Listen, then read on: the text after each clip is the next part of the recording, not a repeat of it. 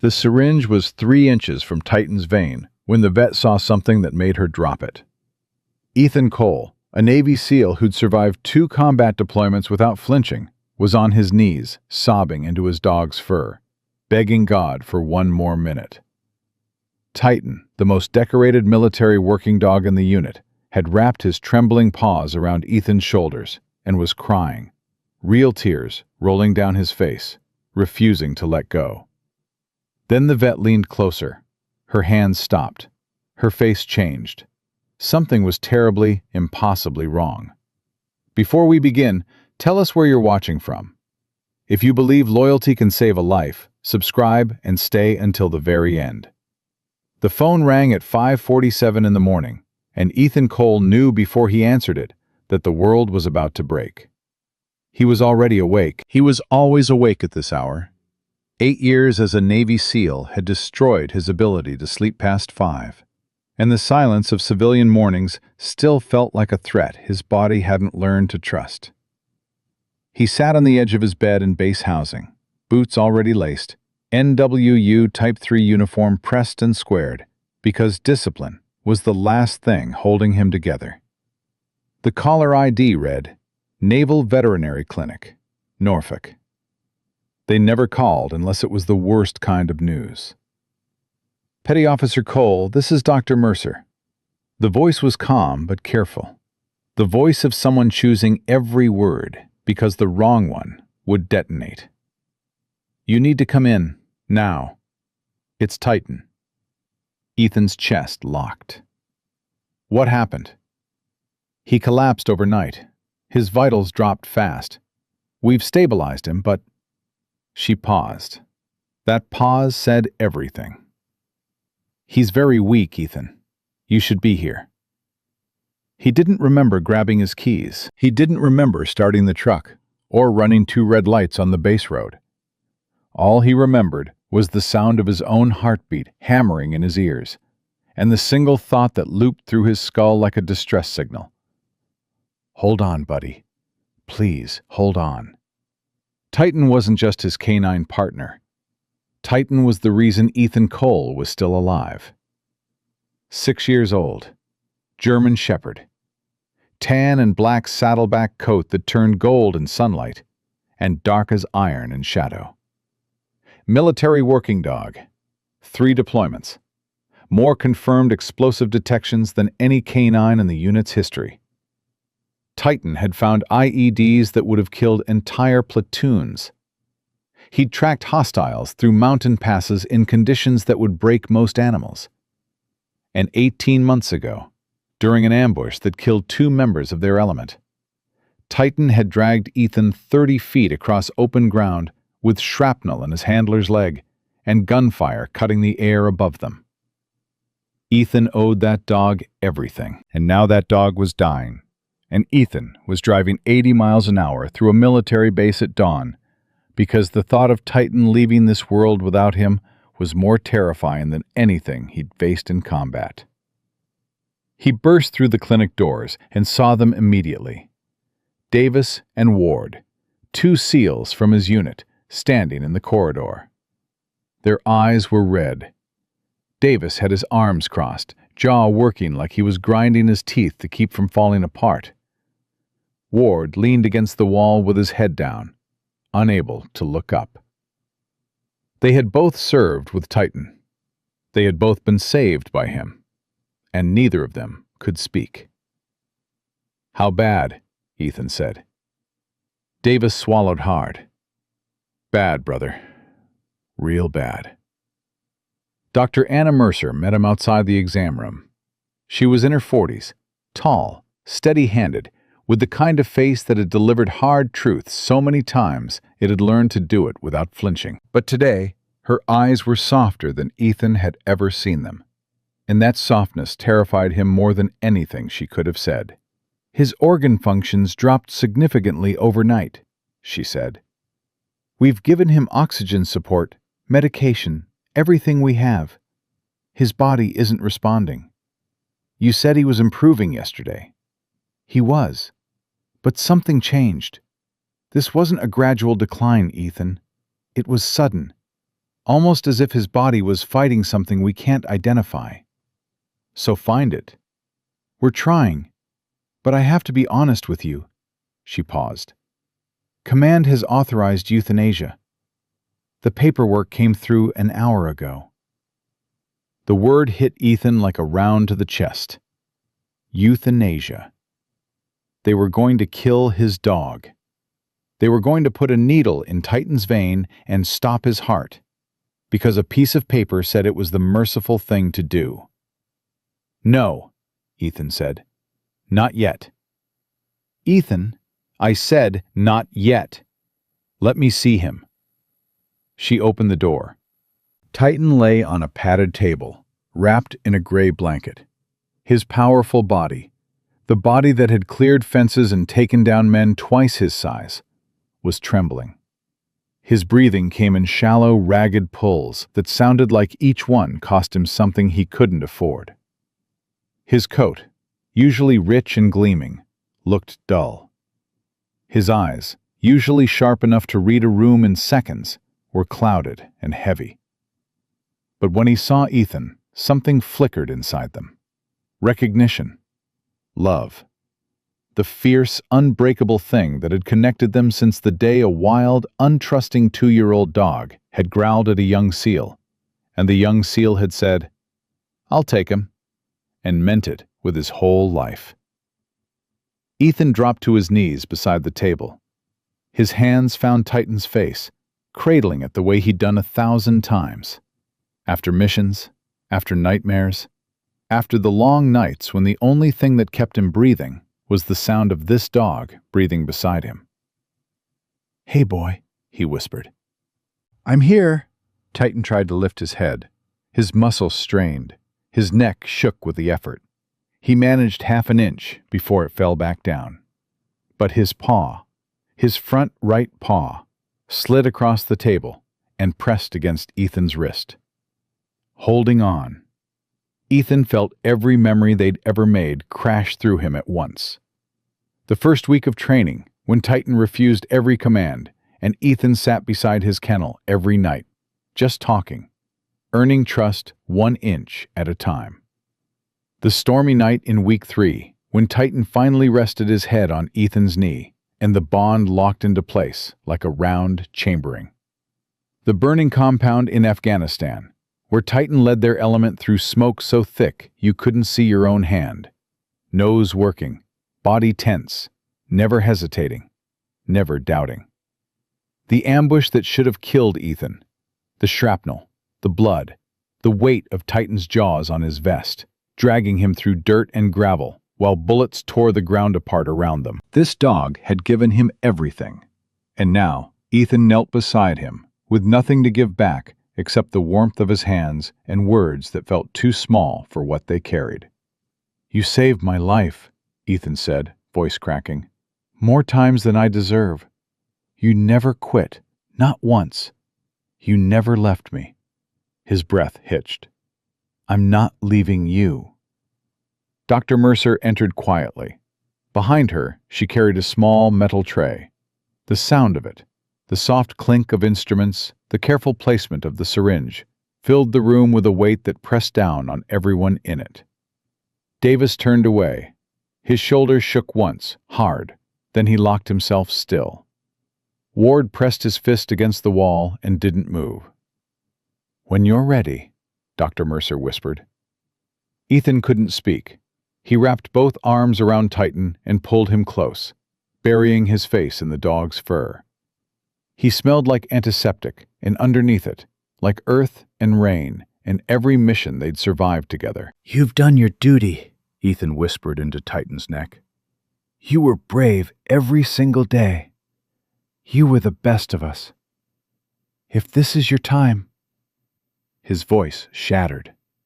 He couldn't finish. He held on tighter, because letting go felt like dying. And then Titan moved. Not a twitch, not a reflex. The dog gathered whatever strength he had left, strength that shouldn't have existed in a body this broken, and lifted his trembling front paws. He wrapped them around Ethan's shoulders. He pressed his head into the curve of Ethan's neck, and he held on. Davis made a sound like he'd been punched in the stomach. Ward slid down the wall until he was sitting on the floor, hand over his mouth. Dr. Mercer lowered her head and closed her eyes. Titan was hugging him. Not leaning, not collapsing. Hugging, with deliberate, desperate, heartbreaking intention. His paws trembled against Ethan's back. His body shook with the effort. And then Ethan felt it. Something hot and wet sliding onto his sleeve. Tears. Titan was crying. Real tears, rolling from the dog's clouded eyes, soaking into the camouflage fabric of Ethan's uniform. Each one felt like a word the dog couldn't speak. Each one landed with the weight of a goodbye that neither of them was ready for. Ethan broke completely.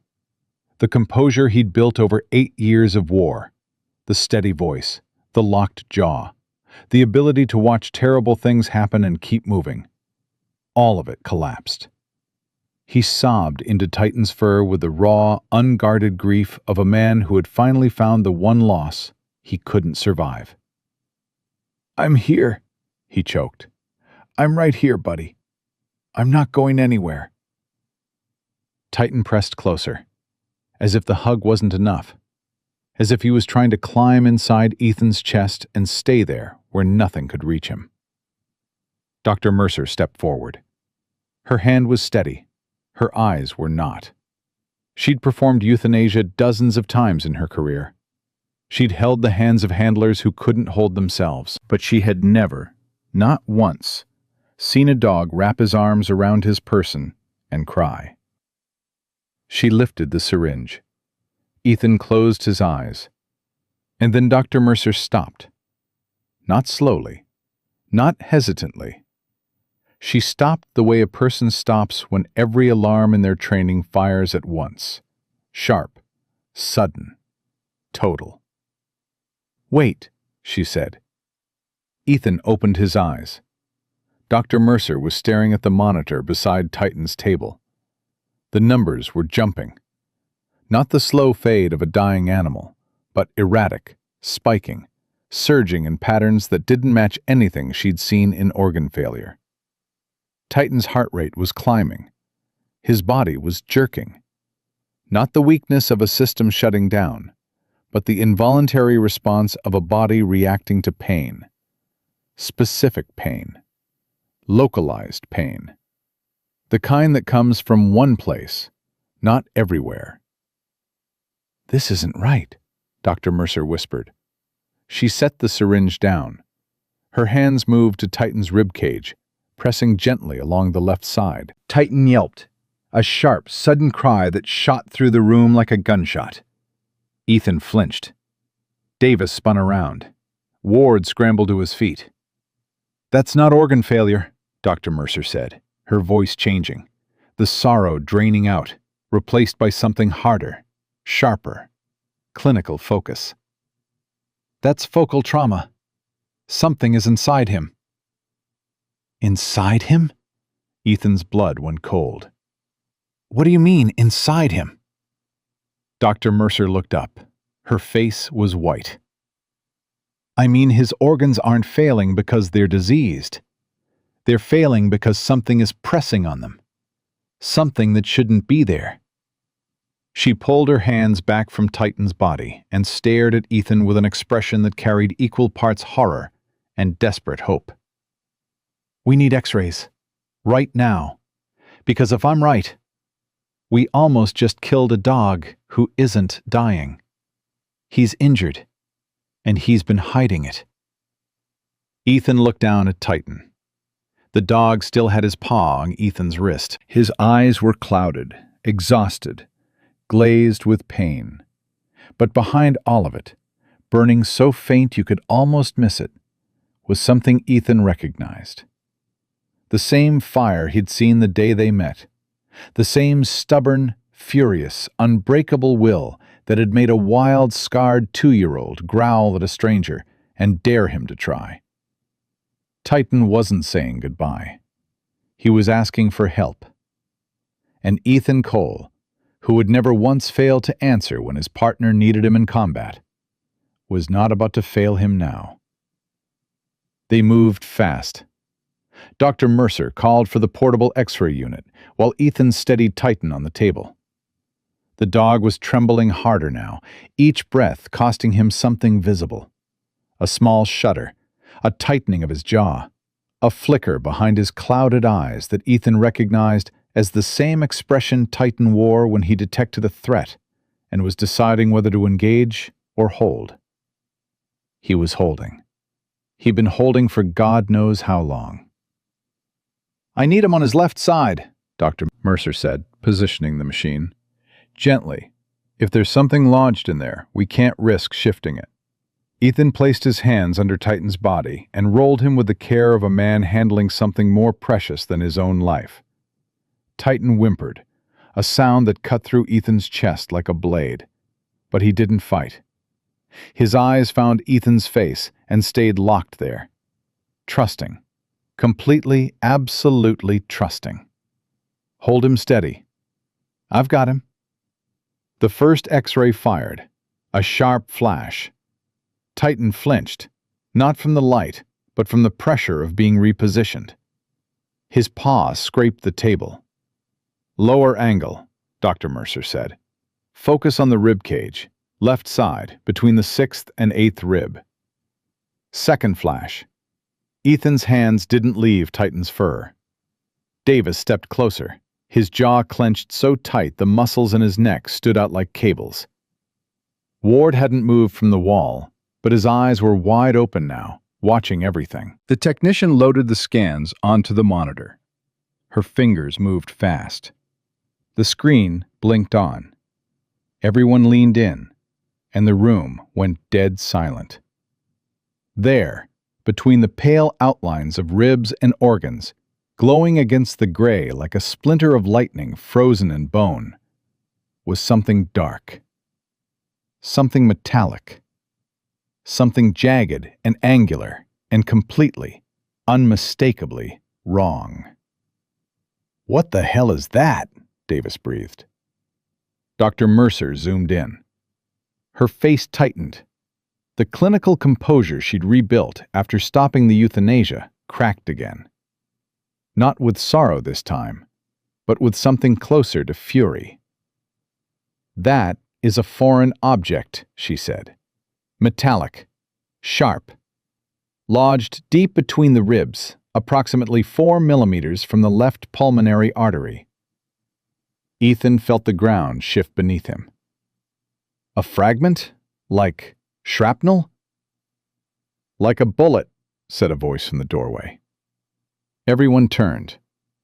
Dr. Victor Kahn stood at the entrance, tall, gray-templed, wearing surgical scrubs, and the unreadable expression of a man who'd spent 30 years cutting things out of people and animals that shouldn't have been inside them.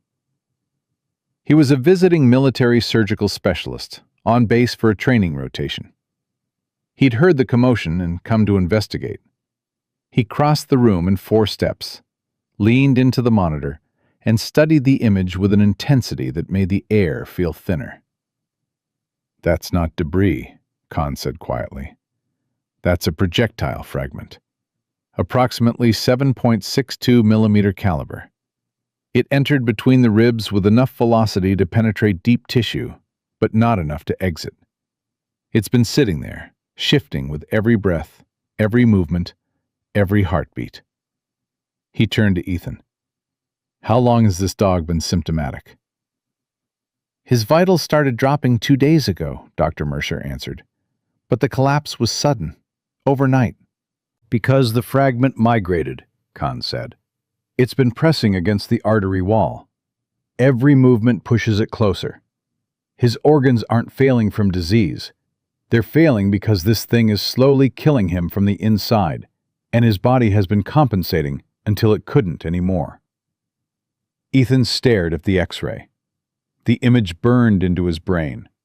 That small, jagged piece of metal, sitting inside the dog who had saved his life more times than he could count, hidden behind ribs that never stopped working, beneath fur that never stopped pressing against Ethan's hand at night.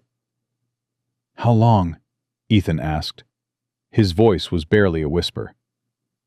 "How long has he been carrying it?" Con looked at Dr. Mercer. "Pull up the tissue analysis." She did. Con studied it, then turned to Ethan with an expression that wasn't clinical anymore.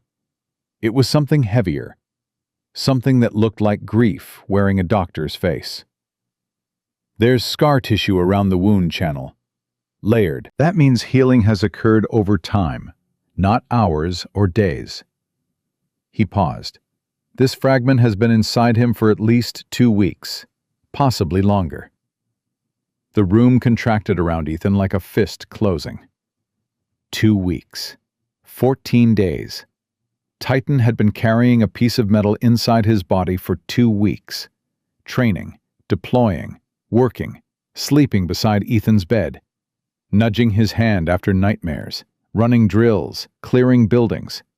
All of it with a bullet fragment shifting between his ribs with every single breath. And he never once showed pain. Not a whimper, not a limp, not a single moment of hesitation that Ethan could point to and say, "That's when I should have known." "He hid it," Ethan said. "He's a military working dog," Dr. Mercer said softly. "They protect until their bodies physically can't. He probably felt the pain every day and overrode it because the mission, and you, mattered more." Ethan pressed his hand against the table to keep himself upright. Something was building inside his chest. Not just grief, not just anger, but a kind of reckoning.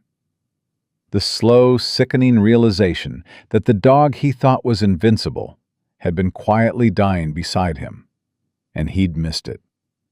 "Where did this happen?" Khan asked. "What was the last combat exposure?" The memory hit Ethan so hard he had to close his eyes. 2 weeks ago.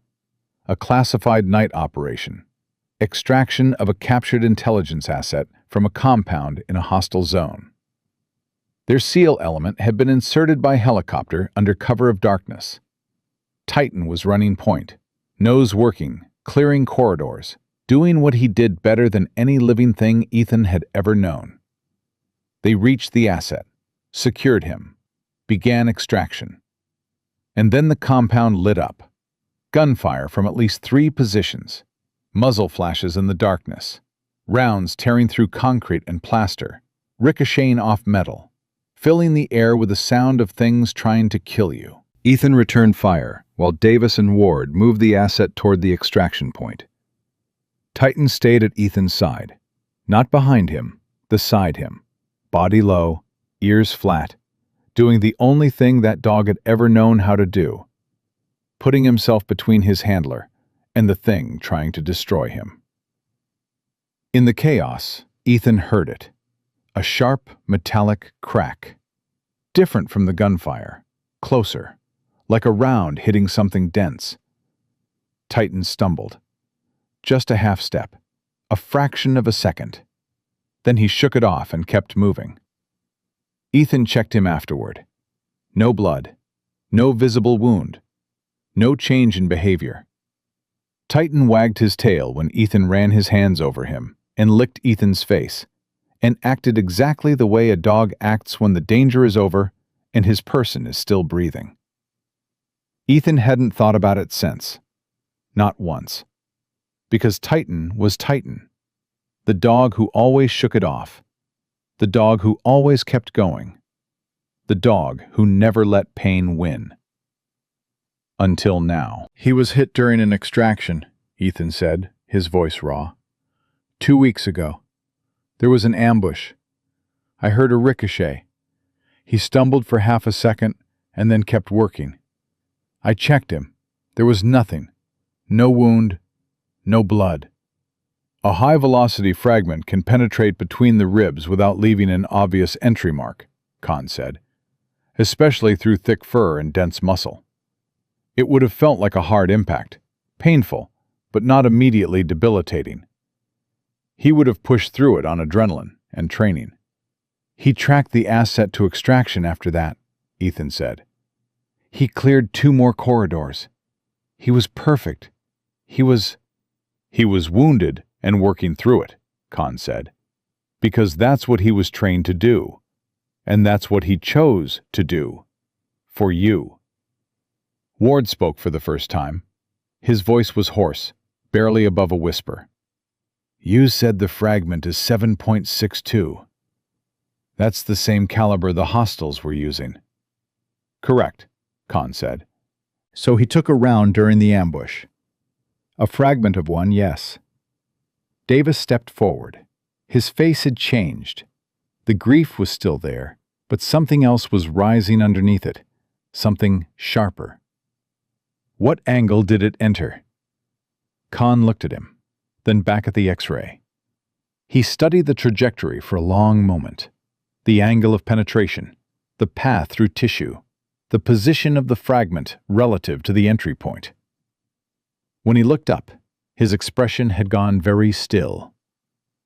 The trajectory is consistent with a round traveling from approximately 45 degrees forward left of the dog's position.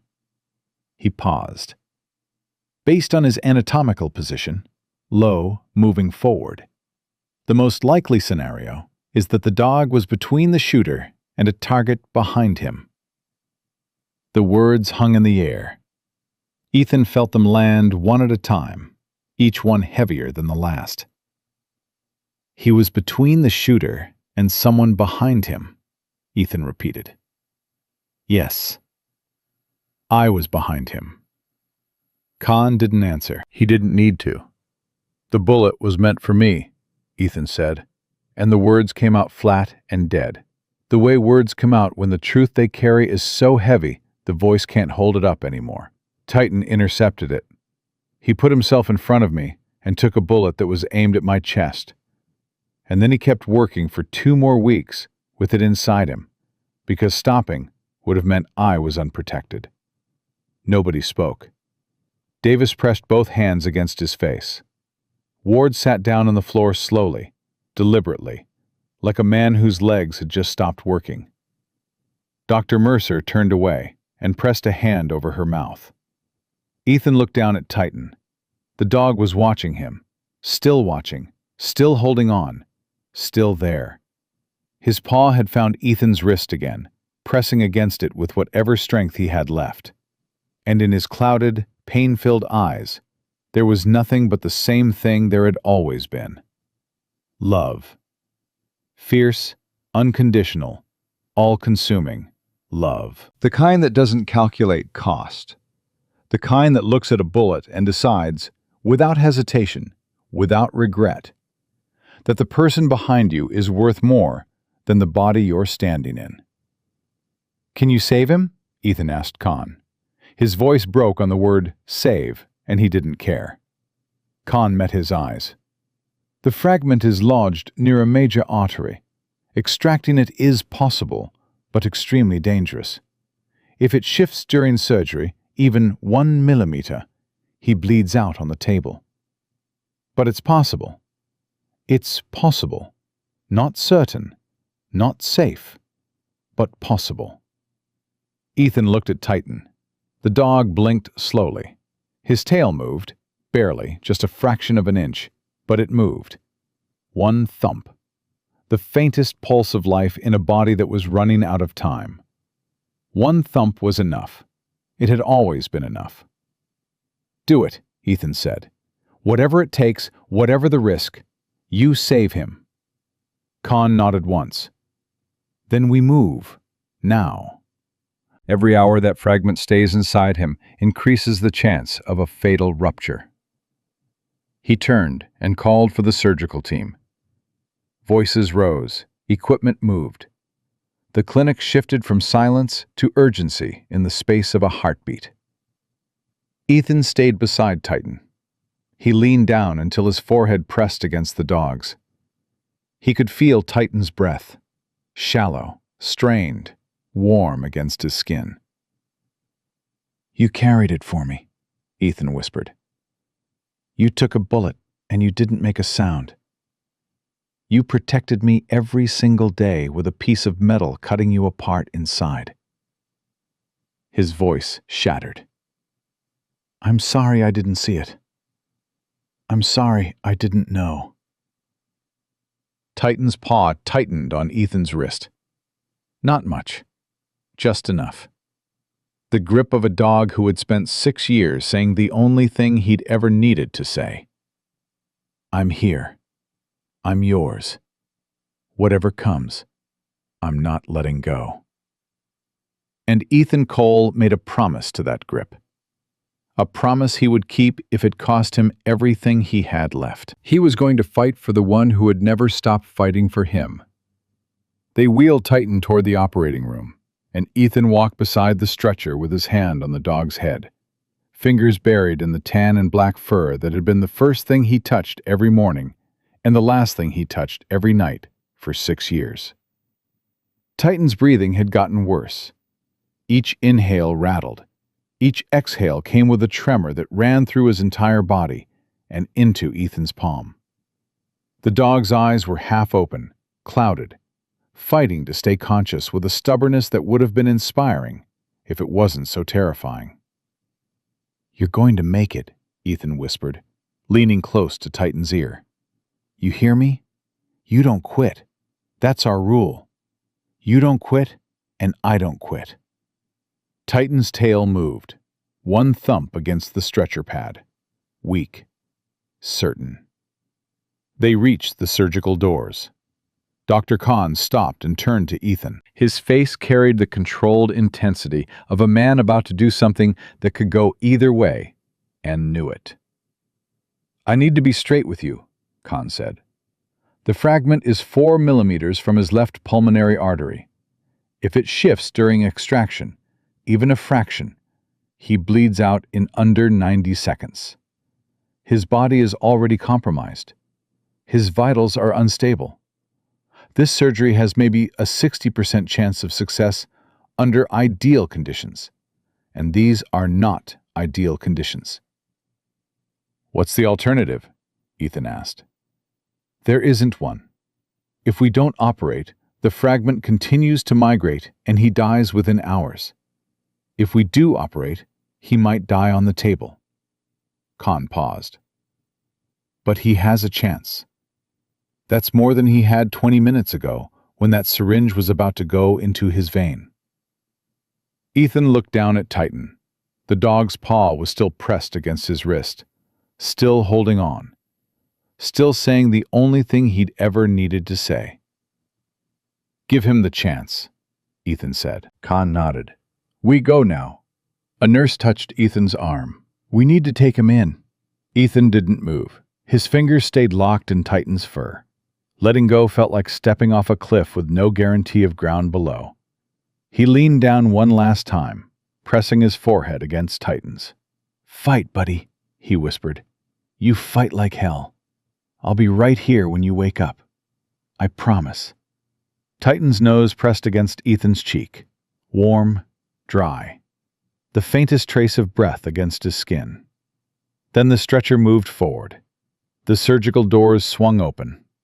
Titan disappeared behind them, and Ethan Cole stood in that corridor and felt every piece of himself go through those doors with a dog who couldn't hear him anymore. Davis caught his arm. "Come on, brother. Come sit down."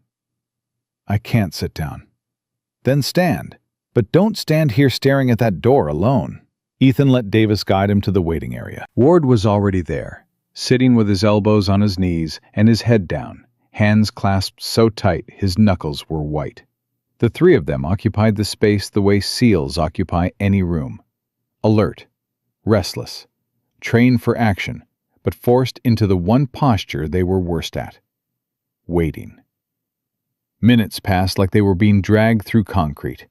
Ethan paced, 5 steps forward, 5 steps back. His boots hit the floor with a rhythm that matched his heartbeat. Too fast, too hard, too loud for a room this quiet. He replayed the ambush in his head. The muzzle flashes, the ricochets, the half-second stumble he'd dismissed because Titan shook it off the way Titan always shook everything off. He should have known. He should have checked harder, looked closer. refused to accept that a dog who'd just been in a firefight was perfectly fine just because the dog acted perfectly fine. But that was Titan's curse and his gift. He was so good at protecting others that he made it look effortless, even when it was killing him. "Stop," Davis said quietly. Ethan looked at him. "Whatever you're blaming yourself for, stop. You checked him. You ran your hands over every inch of him. There was no wound, no blood, no change. You did what any handler would do. Any handler would have caught it. No handler on earth would have caught it," Davis said. "Khan said it himself. The entry point was invisible under his fur.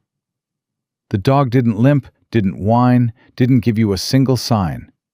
He chose to hide it. Because that's who he is." "That's the problem," Ethan said, and his voice broke on the last word. "He loves me more than he loves himself. He always has. And I just kept sending him to work while he was bleeding inside." Ward lifted his head. His eyes were raw. "You remember Kandahar?" he said. "The building collapse?" Ethan nodded. Titan dug through rubble for 9 hours to find that interpreter's kid. 9 hours. His paws were shredded. He was dehydrated. He wouldn't stop. I tried to pull him back, and he growled at me. The only time that dog ever growled at a friendly. You know why? Ethan didn't answer. Because the kid was still under there, and Titan knew it, and nothing in this world was going to make him stop until that child was breathing in open air. That's not training, Ethan. That's who he is. A bullet inside his ribs wasn't going to change that. Nothing changes that. A sound erupted from behind the surgical doors. An alarm, sharp, shrill, the kind that cuts through every other sound in a building and replaces it with dread. Ethan spun toward the doors. Another alarm joined the first. Then a voice, muffled, urgent, commanding. Then the rapid slap of shoes on tile. Davis was on his feet. "What's happening?" The surgical door burst open. "Doctor." Mercer came through, mask pulled below her chin, eyes wide with the controlled panic of a professional who was losing a fight and knew the next 30 seconds would decide everything. "His heart stopped," she said. "We're working on him." Ethan's legs went. Not partially, completely. 1 second he was standing, the next his knees hit the floor like someone had cut the cables holding him up. Davis grabbed him under the arm. "Stopped?" Ethan choked. "What do you mean, stopped?" "He flatlined during extraction. Dr. Khan is performing manual cardiac stimulation. He's dead? Is he dead?" "He's not dead. His heart arrested. There's a difference. We're trying to bring him back." "Let me in there." "Ethan, you can't. That's my dog. That's my partner. He's dying in there and he's alone. Let me in." "If you go in there, you become a variable we can't control, and he needs every advantage right now." Dr. Mercer grabbed his shoulders. Her grip was surprisingly strong. "Listen to me. Dr. Khan is the best surgeon I've ever worked with. If anyone can bring Titan back, it's him. But I need you to let him work. Can you do that?" Ethan couldn't breathe. His chest was collapsing inward. Every combat scenario he'd survived. Firefights, explosions, the ambush that nearly killed him. None of them felt like this. None of them carried this specific breed of helplessness. The kind that comes from knowing the person you love most is behind a wall you can't breach. Fighting a battle you can't join. "Please," Ethan whispered. It wasn't aimed at Dr. Mercer. It wasn't aimed at anyone in the room. It was aimed straight up, at whatever was above this ceiling, above this building, above the fear and the machines and the sound of alarms that were still screaming behind those doors. "Please don't take him. Not like this. Not after everything he gave." Davis held him up. Ward stood behind them, silent, tears running freely down a face that had never shown fear in combat. Seconds passed. Each one felt like a door closing. Then the alarms changed. Not silence. Rhythm. The frantic clashing shrieks dissolved into something steadier. A pulse. A pattern. A heartbeat finding its way back from the place where heartbeats go when the body decides to let go. The surgical door opened. Khan stepped through. His scrubs were damp with sweat, his surgical gown stained, his face carrying the exhaustion of a man who just fought something with his bare hands and won by the thinnest margin God allows. "We got him back," Khan said. Ethan made a sound that wasn't a word. It came from somewhere stronger than he had any right to respond, given his condition. He shook his head slowly. "I've operated on men and animals for 30 years. I have never seen anything fight the way that dog fought on that table." His body quit. His heart did not. "The fragment?" Ethan managed. "Removed. Intact. It was embedded deeper than the imaging showed, wrapped in scar tissue, pressing against the arterial wall. Another 12 hours and it would have ruptured." Khan held up a small sealed container. Inside it, a jagged piece of metal the size of a fingernail caught the light. Dark, angular, stained with the evidence of everything it had done to a dog who never complained. This is what he was carrying. For 2 weeks. Through training. Through missions. Through every moment he spent beside you. Ethan stared at the fragment. Such a small thing. Small enough to miss on a field check. Small enough to hide behind thick fur and dense muscle. Small enough to carry in silence. And big enough to kill the most loyal soul he'd ever known. "He's not out of danger," Khan said. "The next 24 hours are critical. His body has been through massive trauma. The fragment damage, the organ stress, cardiac arrest, and now major surgery. He's sedated and on full life support." He paused. "But he's alive, Ethan, and I don't think he plans to stop being alive anytime soon." "Can I see him?" Khan nodded. "He won't be conscious, but he'll know you're there. Dogs like Titan always know." Ethan followed Khan down the corridor to recovery. His legs felt like they belonged to someone else. Davis walked behind him. Ward brought up the rear. None of them spoke. Some moments are too heavy for words, and too sacred to fill with noise.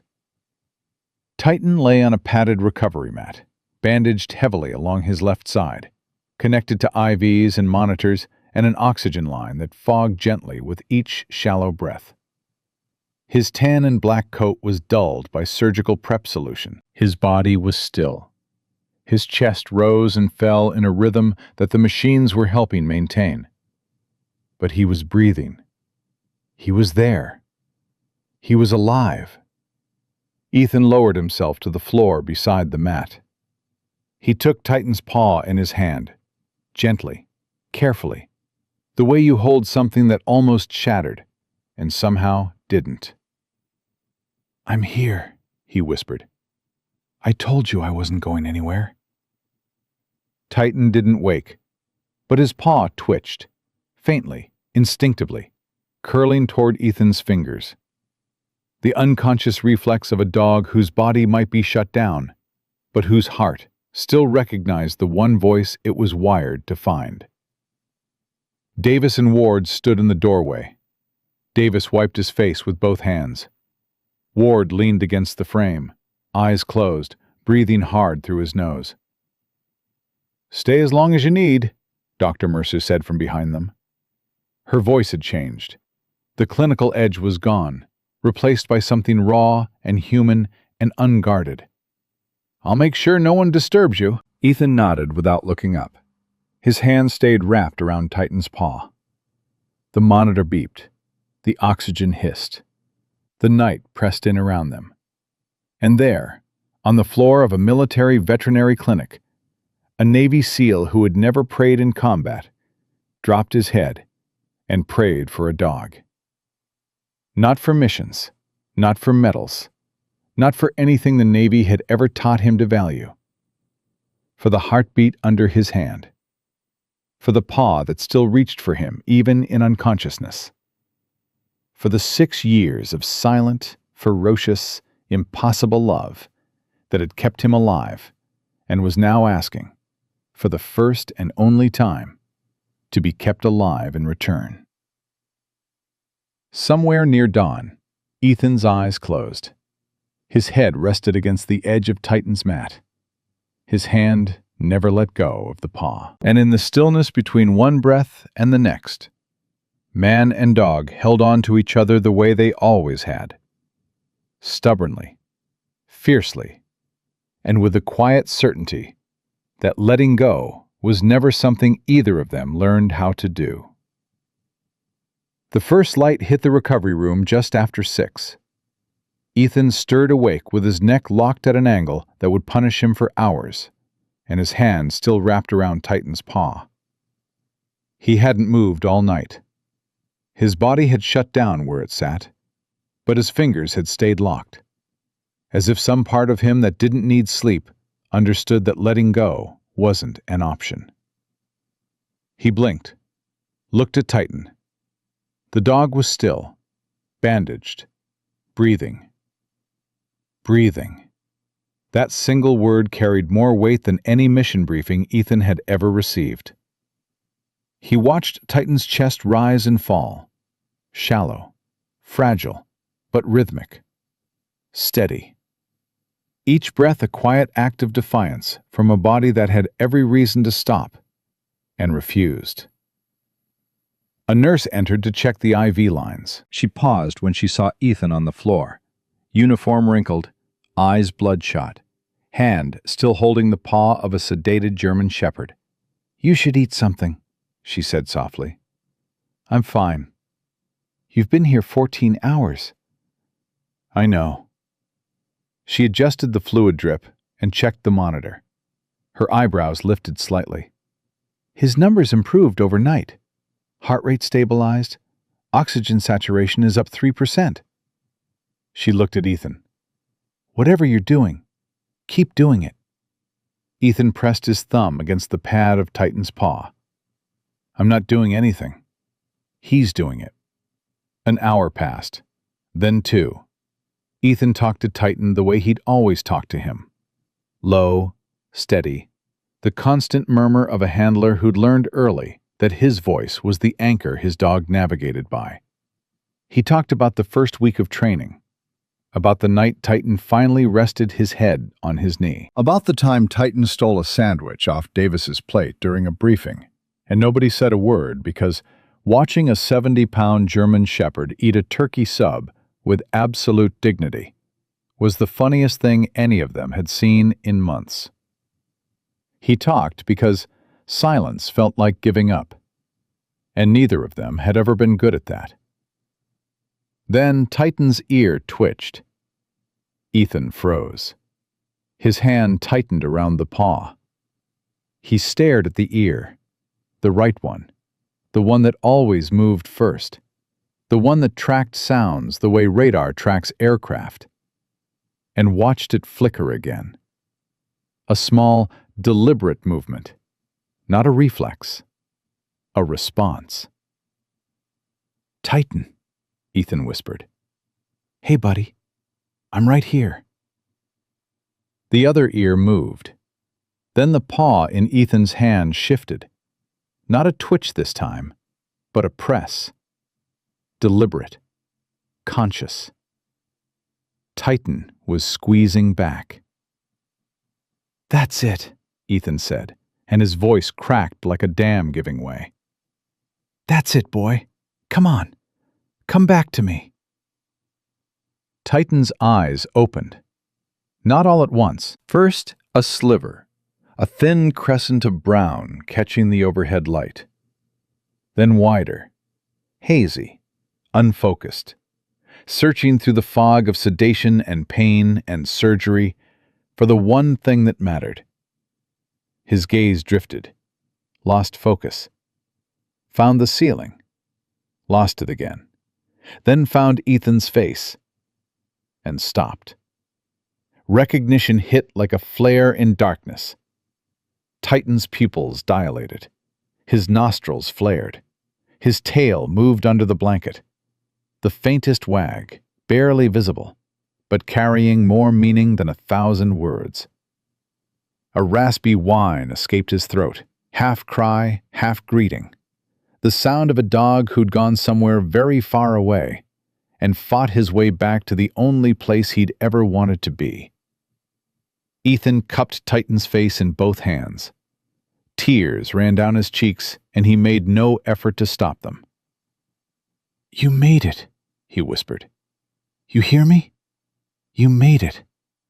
I'm here. I never left." Titan's tongue scraped weakly against Ethan's wrist. Once. The smallest gesture. The biggest statement a dog could make. "I know. I know you never left." Dr. Mercer appeared in the doorway. She took one look at Titan's open eyes and pressed her hand to her chest. "Oh," she said, and her professional composure dissolved into something purely human. "Oh, he's awake." She moved to the monitors, checking numbers, adjusting settings, her hands steady even as her eyes glistened. "Heart rate strong. Oxygen improving. Neural responses active." She looked at Ethan with something like wonder. He's not just surviving. He's recovering. After cardiac arrest, major surgery, and 2 weeks of internal damage, he's actually recovering. "That's Titan," Ethan said. "He doesn't know how to quit." Dr. Khan arrived within the hour. He examined Titan thoroughly, testing responses, checking the surgical site, monitoring organ function. When he finished, he stood and looked at Ethan with the expression of a man who had seen enough medicine to know that science doesn't explain everything. "His body is healing faster than any projection I would have made," Khan said. "The organ damage is reversing. The surgical site is clean. His pain responses are appropriate and controlled." He paused. "I don't have a clinical explanation for why a dog in his condition is recovering at this rate. I have a personal one, but you'd have to buy me a drink before I share it." Ethan almost smiled. Almost. Khan's expression shifted then, the warmth fading into something more serious. He glanced at the door, then back at Ethan. "There's something else we need to discuss. I sent the fragment to the base forensics lab this morning." Ethan's spine straightened. "And?" "The analysis confirmed what I suspected. It's a 7.62 by 39 millimeter fragment, consistent with ammunition used by hostile forces in the region where your extraction took place." Khan reached into his jacket and pulled out a sealed evidence folder. "But the ballistics don't match any weapon recovered from the compound." Ethan stared at him. "What does that mean?" "It means the round that hit Titan didn't come from the enemy positions your team engaged. The trajectory, the angle, the fragmentation pattern, they're consistent with a shot fired from behind your element, not in front of it." The room contracted. Ethan felt the air leave his lungs like he'd been hit in the chest. "Behind us," he repeated. The fragment entered Titan's left side, at an angle that indicates the shooter was positioned approximately 20 to 30 meters behind and to the left of the dog's direction of travel. Khan set the folder down. "During your extraction, who was behind your element?" Ethan's mind raced. He replayed the mission, every position, every movement, every face. The main element was Ethan, Davis, and Ward moving the asset. Titan was running point. Behind them, providing rear cover, was the support team. 2 members positioned to cover the extraction route. One of them was Lieutenant Greg Haynes. "Haynes was on rear security," Ethan said slowly. "Left flank. Left flank. 20 to 30 meters behind your position." Ethan felt something cold crawl up his spine and settle at the base of his skull. You're saying the shot came from our own line? Khan held his gaze. I'm saying the physics of this fragment don't support a hostile origin. The angle is wrong. The distance is wrong. And the fact that no matching weapon was recovered from the compound means either the hostiles had a shooter in a position your team didn't identify, or the shot came from somewhere your team wasn't looking. Because we don't look behind us, Ethan said quietly. We trust the people behind us. Khan said nothing. He didn't need to. Ethan looked at Titan. The dog was watching him with half-open eyes, ears tilted forward, paw still resting against Ethan's wrist. Even sedated, even broken, even held together by stitches and IVs and the sheer refusal to die, Titan was reading him. Sensing the shift, feeling the change in Ethan's heartbeat through the place where their skin touched. I need to make a call, Ethan said. He stepped into the corridor and pulled out his phone. His hands were steady. His mind was clear. The grief and fear of the last 24 hours had compressed into something harder, something with edges. The same focused intensity he felt before every breach, every insertion, every moment where hesitation meant failure. He called Commander Stone. Stone answered on the first ring. He was career Navy, 30 years, multiple commands, a voice like gravel, and a bullshit detector that had never failed. He'd served with Ethan's father, and he'd watched Ethan grow from a raw recruit into one of the best operators in the unit. He didn't waste words. Cole, how's the dog? Alive, recovering. They pulled a bullet fragment out of his ribs. Silence. Then, explain. Ethan explained. The fragment, the trajectory, the angle, the ballistics that didn't match any hostile weapon. The position of Lieutenant Greg Haynes on the left rear flank during extraction. Stone listened without interrupting. When Ethan finished, the silence on the other end lasted 4 full seconds, an eternity from a man who made decisions the way other people breathed. You're telling me one of ours may have fired on your canine during a live extraction? I'm telling you the forensics don't support a hostile origin, and Haynes was in the only position consistent with the trajectory. That's an accusation that ends careers, Cole, including yours if you're wrong. I'm not wrong, sir. My dog carried that fragment for 2 weeks. He almost died on an operating table this morning because of it. His heart stopped. They had to bring him back. Ethan's voice hardened. Someone fired a round that was meant for me, and Titan intercepted it. I want to know who, and I want to know why. Stone exhaled slowly. I'll contact NCIS within the hour. They'll want the forensic report, the surgical records, and a full debrief from you and your team. He paused. Cole, if this goes where you think it goes, it gets ugly. Fast. It's already ugly, sir. My dog took a bullet from someone he was supposed to trust. It doesn't get uglier than that. Stone was quiet for a moment. Your father would have said the same thing, almost the same words. He cleared his throat. I'll make the call. Stay with your dog. NCIS will come to you. They came within 3 hours. 2 agents, methodical, thorough, the kind of people who built cases the way architects built bridges, one precisely placed piece at a time. Ethan walked them through everything. The mission timeline, the ambush, the positions, Titan's stumble, the fragment, the trajectory analysis. Davis corroborated every detail. Then he added something Ethan hadn't heard before. During extraction, Haynes dropped behind the main element farther than protocol allowed, Davis said. I noticed it because his covering fire was delayed, about a 2-second gap where our rear was exposed. At the time, I assumed he'd stumbled or hit an obstruction. I logged it in my after-action notes but didn't flag it. Ward confirmed something else. Haynes's weapon discharge report listed 14 rounds fired during the engagement, but his magazine count post-mission showed 16 rounds expended, 2 rounds unaccounted for. The NCIS agents exchanged a look, the kind of look that said a case was building faster than expected. Within 24 hours, Haynes was brought in for questioning. His story held for 40 minutes. Then it didn't.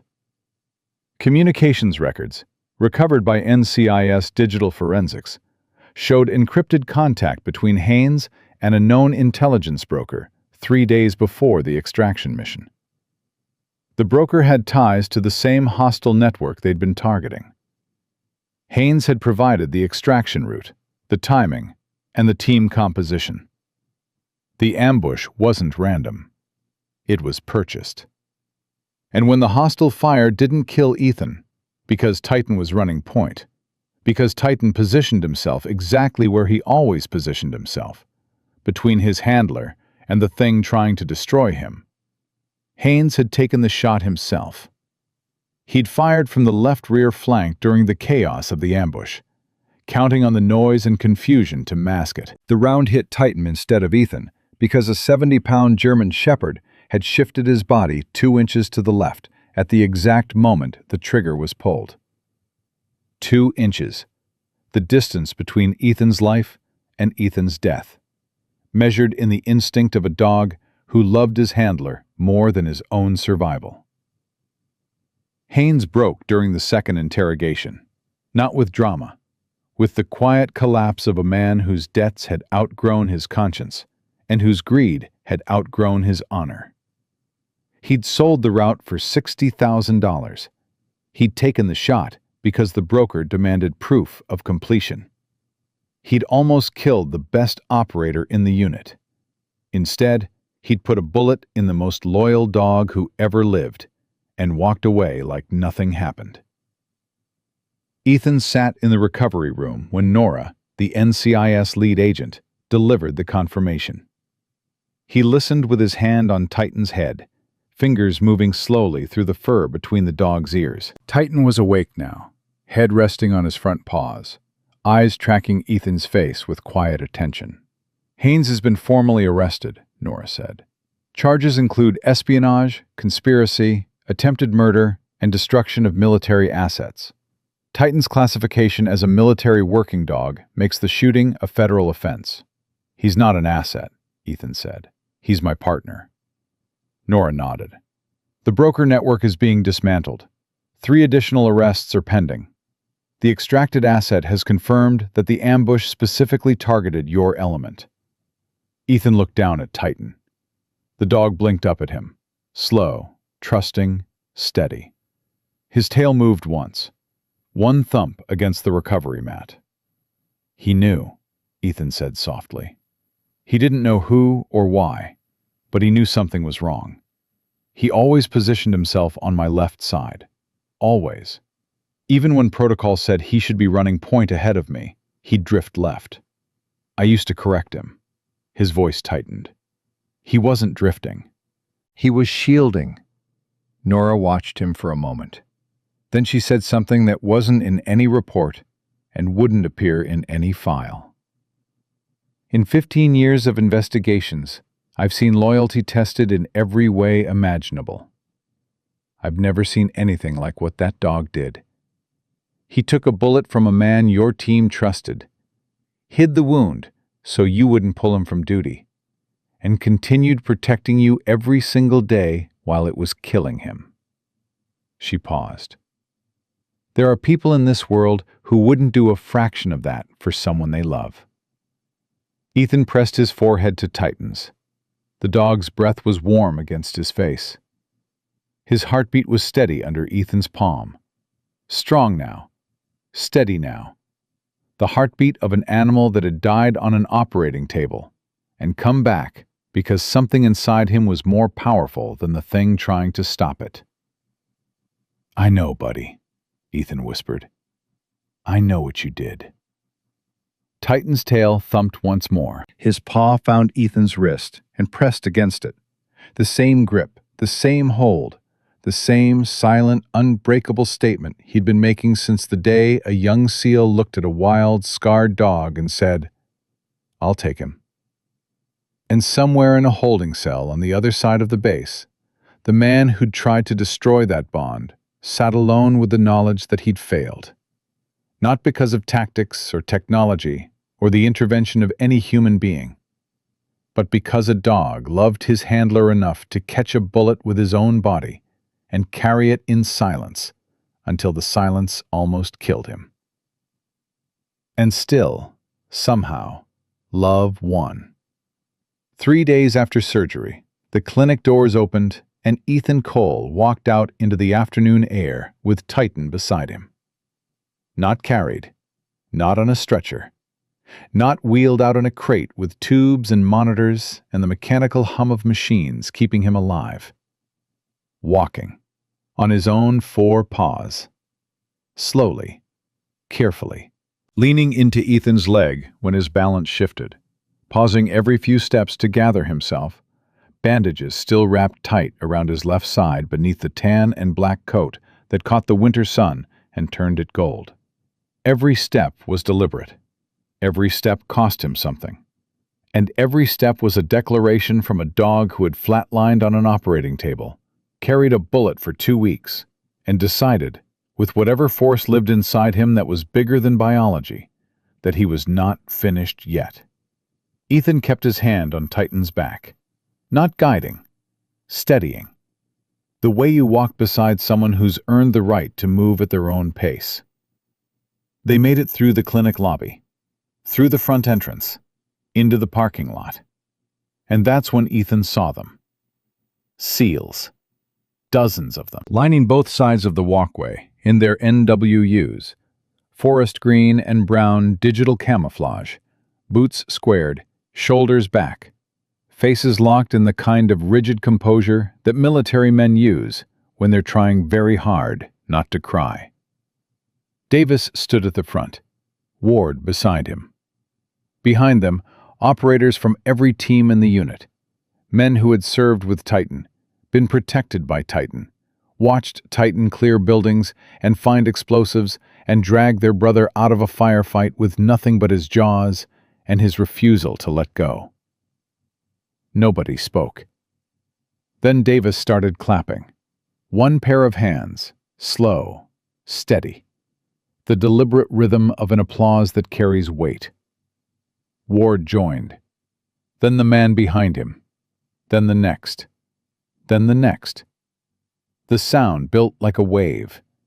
Not the roar of a stadium, but the low, fierce, controlled thunder of warriors honoring one of their own. Some whistled. Some pressed their lips together so tight their jaws shook. A Master Chief in the back row wiped his eyes with his sleeve and didn't care who saw it. Titan stopped. His ears lifted, both of them, even the one that didn't hear so well anymore, and rotated toward the sound. His tail began to wag. Not the weak, fractional movement of the recovery room. A real wag, steady and sure, carrying the unmistakable joy of a dog who recognized his people and was glad to be standing among them. Ethan knelt beside him. His throat was so tight he could barely breathe. "Look at that," he whispered, running his hand along Titan's jaw. "They came for you. Every one of them." Titan turned his head and licked Ethan's face. Once. Firm. The kind of lick that said everything language couldn't touch. Commander Stone stood at the end of the walkway. He was in full dress uniform, something Ethan had never seen him wear outside of ceremony. His face was stone, but his eyes were not. He stepped forward and crouched in front of Titan. The dog regarded him with calm, steady attention, the same way he regarded every authority figure, with respect, but without submission. Stone reached into his jacket and produced a folded document. He opened it, held it where Ethan could see, and read aloud in a voice that didn't waver because 30 years of command had taught him how to keep it level even when everything behind it was breaking.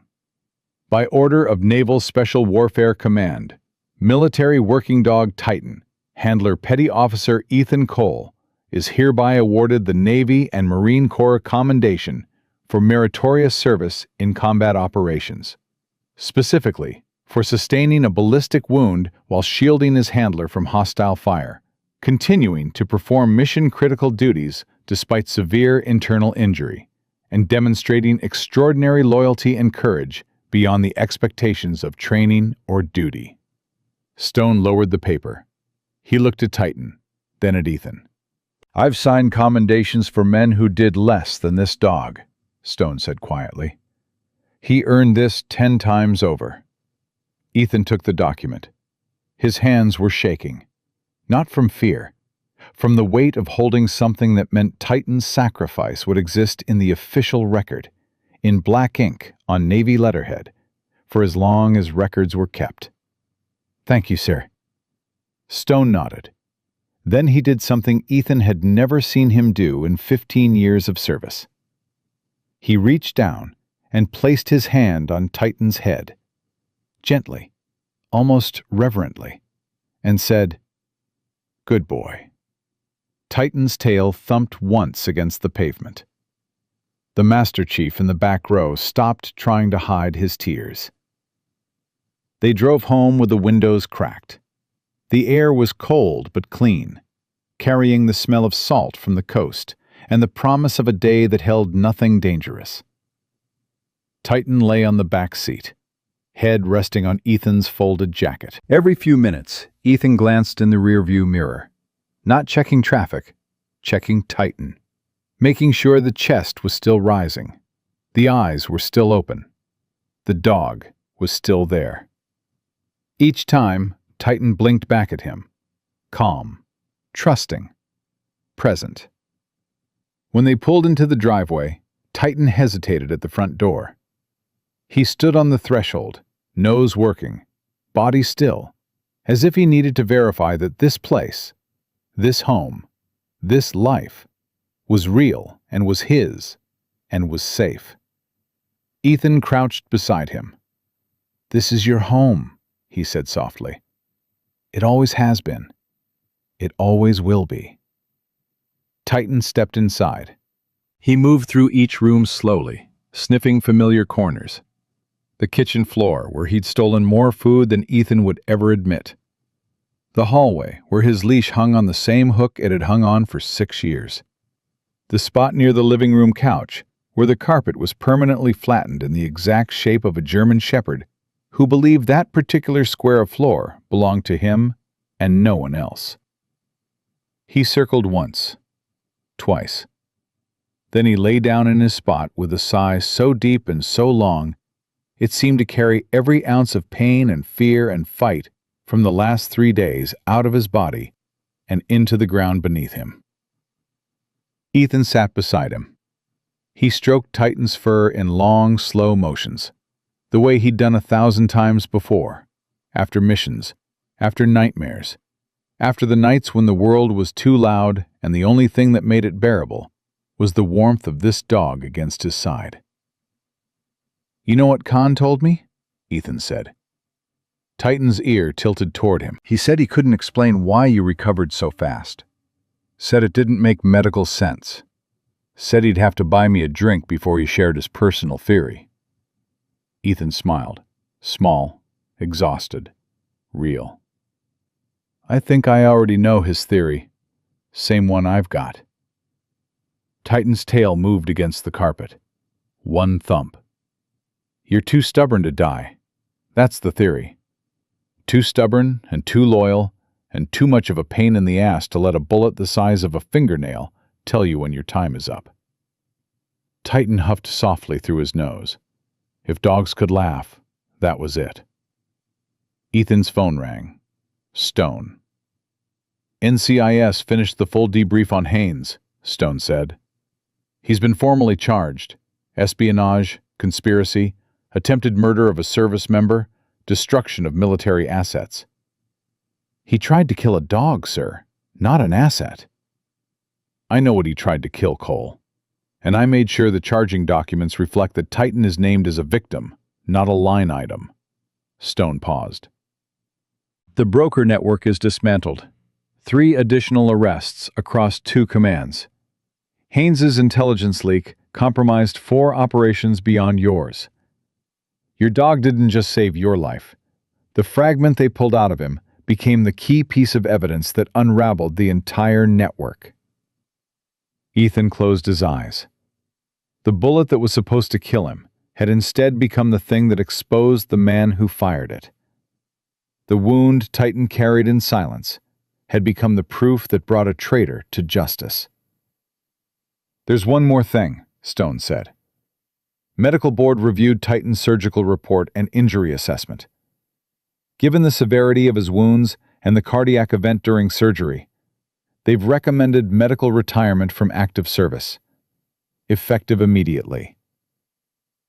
Ethan's hands stilled on Titan's fur. He'd known this was coming. He'd known it from the moment Khan showed him the X-ray and the jagged shadow between the ribs. Titan's body had given everything it had. Asking for more would be asking for something no one had the right to ask. "The Navy is processing a formal handler adoption," Stone continued. "Full transfer of ownership. He's yours, Ethan. Permanently. Not on loan, not assigned. Yours." Ethan looked down at Titan. The dog was watching him, the way he always watched, with those dark, steady eyes that had read Ethan's moods and movements for 6 years, with a fluency no human had ever matched. His paw slid forward and pressed against Ethan's knee. The same hold, the same grip, the same unspoken language they'd been speaking since the night a wild, scarred 2-year-old rested his head on a young seal's knee and chose him. "He was always mine, sir," Ethan said. "The paperwork's just catching up." Stone made a sound that might have been a laugh, might have been something else. "Sign the papers when they come through. And Cole, take care of him. He's earned a soft landing." "Yes, sir, he has." The papers arrived 2 days later. Ethan signed them at the kitchen table while Titan lay at his feet, gnawing on a chew toy Davis had brought over with a card that read, "For the toughest operator I know. 4 legs, no quit." Ward came by that evening with a bag of Titan's favorite treats, the expensive ones they used for reward training that Ward always complained were priced like they're made of gold. He sat on the floor and let Titan rest his head on his lap while Ethan made coffee. "He looks good," Ward said, scratching behind Titan's ears. "Better than good. He looks like himself." "He is himself," Ethan said. "Slower, sore, but himself." Ward was quiet for a moment. "You know, I keep thinking about those 2 inches. "What 2 inches?" "Khan said the bullet would have hit you in the chest if Titan hadn't shifted 2 inches to the left. 2 inches. That's the distance between you being here making coffee and you being in a box with a flag on it." Ward swallowed. He didn't know the shot was coming. He didn't calculate it. He just moved. Because that's where he always moves. Between you and whatever's trying to hurt you. Every time. Without thinking. "That's not training," Ethan said. "No," Ward agreed. "That's love. The kind most humans never figure out how to give." Titan's tail thumped against the floor. Twice this time. He was getting generous. That night, Ethan sat on the front porch with Titan beside him. The sky was fading from blue to orange to the deep settling purple that comes just before the stars remember they're supposed to show up. Titan lay with his head on Ethan's knee, the position that started everything 6 years ago on a stormy night in a training kennel when trust was earned 1 inch at a time. Ethan rested his hand on Titan's head. The fur was warm. The heartbeat beneath it was strong. Not the fragile flutter of the recovery room, but the solid, steady pulse of a dog who had stared down death and decided it wasn't impressive enough to obey. "You saved my life," Ethan said softly. Not just from the bullet, not just from the ambush, from the quiet stuff too. The nights I couldn't sleep, the mornings I didn't want to get up, the months after the divorce when I thought the best parts were already behind me. He scratched the spot between Titan's ears that always made his back leg twitch. You made me show up, every day, because you needed me to, and I needed you to need me. Titan shifted, pressing his weight harder against Ethan's leg. His eyes were half closed. Content. Safe. Home in every sense of the word.